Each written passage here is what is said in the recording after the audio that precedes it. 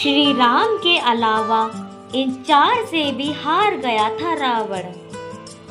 अधिकतर लोग यही जानते हैं कि रावण सिर्फ श्री राम से ही हारा था, लेकिन ये सच नहीं है। रावण श्री राम के अलावा शिवजी, राजा बलि, बाली, सहस्त्रबाहु से भी पराजित हो चुका था। ये जानिए इन चारों से रावण कब और कैसे हारा था। बाली से रावण की हार। एक बार रावण बाली से युद्ध करने के लिए पहुंच गया था। बाली उस समय पूजा कर रहा था। रावण बार बार बाली को ललकार रहा था, जिससे बाली की पूजा में बाधा उत्पन्न हो रही थी। जब रावण नहीं माना तो बाली ने उसे अपनी बाजू में दबाकर 4 समुद्रों की परिक्रमा की थी। बाली बहुत शक्तिशाली था और इतनी तेज गति से चलता था कि रोज सुबह सुबह ही 4 समुद्र की परिक्रमा कर लेता था। इस प्रकार परिक्रमा करने के बाद सूर्य को अर्घ्य अर्पित करता था। जब तक बाली ने परिक्रमा की और सूर्य को अर्घ्य अर्पित किया, तब तक रावण को अपने बाजू में दबाकर ही रखा था।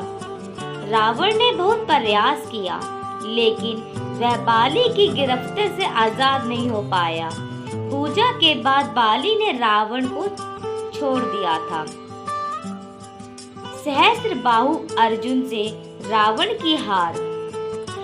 सहस्त्रबाहु अर्जुन के 1000 हाथ थे और इसी वजह से उसका नाम सहस्त्रबाहु पड़ा था। जब रावण सहस्त्रबाहु से युद्ध करने पहुंचा तो सहस्त्रबाहु ने अपने 1000 हाथों से नर्मदा नदी के बहाव को रोक दिया था। सहस्त्रबाहु ने नर्मदा का पानी इकट्ठा किया और पानी छोड़ दिया, जिससे रावण पूरी सेना के साथ ही नर्मदा में बह गया था। इस पराजय के बाद एक बार फिर रावण सहस्त्रबाहु से युद्ध करने पहुंच गया था। तब सहस्त्रबाहु ने उसे बंदी बनाकर जेल में डाल दिया था। राजा बलि के महल में रावण की हार। दैत्यराज बलि पाताल लोक के राजा थे। एक बार रावण राजा बलि से युद्ध करने के लिए पाताल लोक में उनके महल तक पहुंच गया था। वहां पहुंचकर रावण ने बलि को युद्ध के लिए ललकारा। उस समय बलि के महल में खेल रहे बच्चों ने ही रावण को पकड़कर घोड़ों के साथ अस्तबल में बांध दिया था।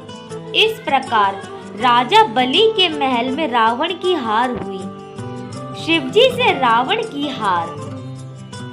रावण बहुत शक्तिशाली था और उसे अपनी शक्ति पर बहुत ही अधिक घमंड था। रावण इस घमंड के नशे में शिवजी को हराने के लिए कैलाश पर्वत पर पहुंच गया था। रावण ने शिवजी को युद्ध के लिए ललकारा, लेकिन महादेव तो ध्यान में लीन थे। रावण कैलाश पर्वत को उठाने लगा, तब शिवजी ने पैर के अंगूठे से ही कैलाश का भार बढ़ा दिया। इस भार को रावण उठा नहीं सका और उसका हाथ पर्वत के नीचे दब गया।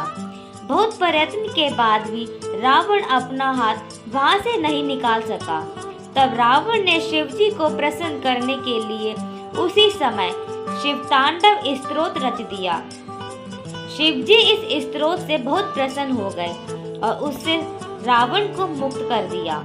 मुक्त होने के पश्चात रावण ने शिवजी को अपना गुरु बना लिया। जय श्री राम, जय जय सिया राम।